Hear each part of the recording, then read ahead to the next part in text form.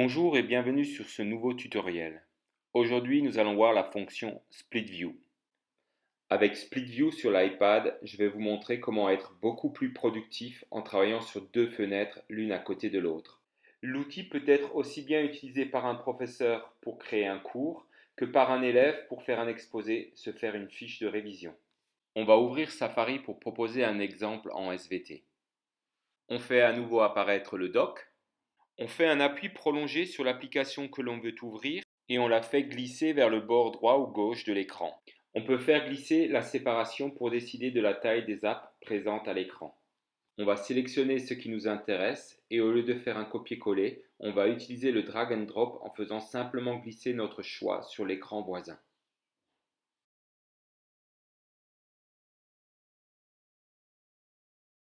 Cela peut être du texte, mais aussi du texte et une photo.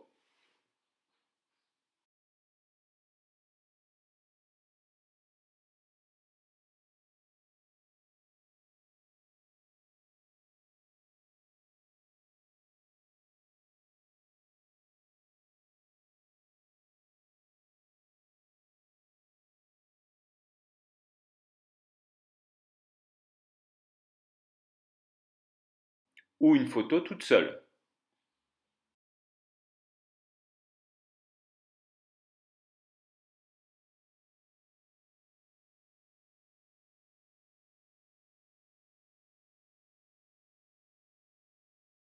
Si on veut copier une vidéo, c'est pareil, mais on aura simplement le lien qui s'affichera de l'autre côté. En cliquant sur celui-ci, on peut vérifier que le lien fonctionne correctement. Pour retourner sur notre espace de travail, on place notre doigt en bas à gauche de l'écran et on fait doucement un balayage vers le haut en diagonale. Toutes les fenêtres qui sont ouvertes apparaissent et on choisit celle qui nous intéresse.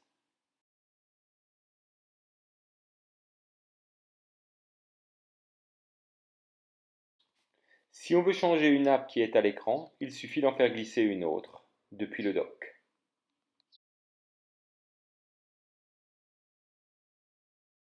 Et on peut même travailler sur la même application en même temps, ce qui est très pratique si on a envie de créer un nouveau document à partir d'un document qu'on a déjà dans son dossier.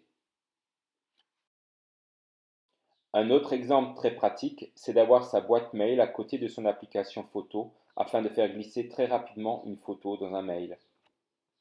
Pour fermer Split View, c'est très simple. Il faut faire glisser le séparateur du côté de l'app que l'on souhaite fermer. Dans une autre vidéo, je vous présenterai la fonction Haptic Touch. C'est le petit point que vous voyez sur mon écran. Et vous verrez que l'accès au Split View peut se faire encore plus rapidement sans faire glisser son doigt. J'espère que ce tutoriel vous aura aidé. N'hésitez pas à vous abonner et à bientôt.